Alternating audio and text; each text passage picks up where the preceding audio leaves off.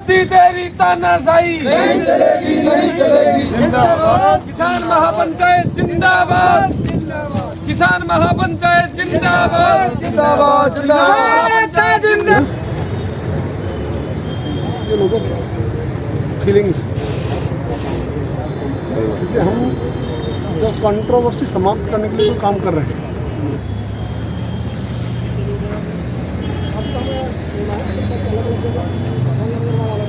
अच्छा बढ़ता जा रहा है।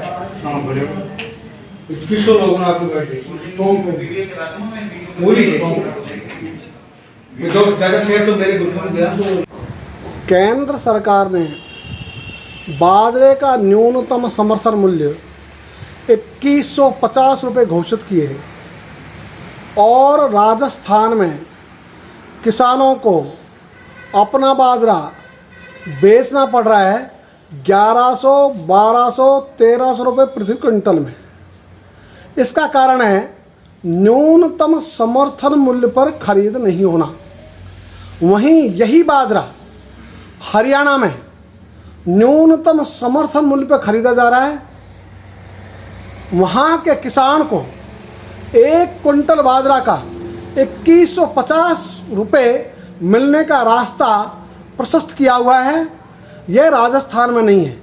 ये फर्क ज़रूर है कि अभी हरियाणा में भाजपा की सरकार है, जिनकी केंद्र में भी सरकार है।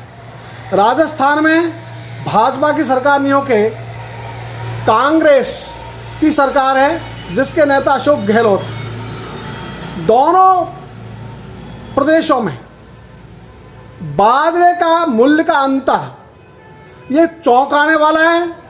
इसलिए हमने तो राजस्थान सरकार से भी और भारत सरकार से भी निरंतर मांग की है बाजरा खरीद शुरू करने की। और आश्चर्य की बात ये, जब राजस्थान में भाजपा की सरकार थी और बाजरा का समर्थन मूल्य 1850 रुपये किया गया, उस समय भाजपा के सारे नेताओं ने चलकर स्टेटमेंट दिए थे कि अब किसानों को बाजरा 1300-1400 में नहीं बेचना पड़ेगा। किसानों को एक क्विंटल के 1800 रुपये मिलेंगे, क्योंकि केंद्र सरकार ने बाजरे का न्यूनतम समर्थन मूल्य बढ़ा दिया है। तब भी किसानों को अपना बाजरा एक क्विंटल पर 1000 रुपये का घाटा उठाकर बेचना पड़ रहा था। और आज भी वही स्थिति है। इसलिए राजस्थान में तो भाजपा की सरकार रही तब भी और कांग्रेस की सरकार है तब भी किसानों को बाजरे के दाम नहीं मिले। यह स्थिति तो तब है जब पूरे देश का 41% से अधिक बाजरा अकेले राजस्थान में पैदा होता है। बाकी भी तो हरियाणा, उत्तर प्रदेश छोटे छोटे उत्पादक प्रदेश है।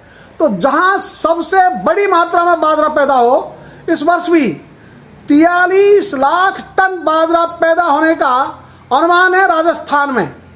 और एक क्विंटल पर 1000 रुपये का किसानों को घाटा होता है। तो आप हिसाब लगा लीजिए ये घाटा कहां तक पहुंचेगा। इसलिए आवश्यकता है पार्टियों के आधार पर नहीं, न्याय के आधार पर चलने की। भारतीय संविधान ने समानता की बात कही है। कानून में समानता, कानून के सामने समानता, इसकी पालना करें जिन्होंने संविधान की सौगंध खाई है वे लोग। बीसलपुर का पानी सिंचाई के लिए नहरों में छोड़ा जाए, यह आंदोलन लगातार चलेगा। गांव गांव में जानकारी के लिए पहुंचेंगे पैम्पलेट। 2 तारीख से जिला मुख्यालय टोंक पर शुरू होगा धरना, जिसमें कोविड की गाइडलाइन की पालना में सोशल डिस्टेंसिंग रखी जाएगी। मास्क लगाकर सब बैठेंगे। धारा 144 की पालना में संख्या 5 से कम रखी जाएगी। इन सब को देखते हुए किसानों का रोष इस धरने के माध्यम से निरंतर प्रकट होता रहेगा।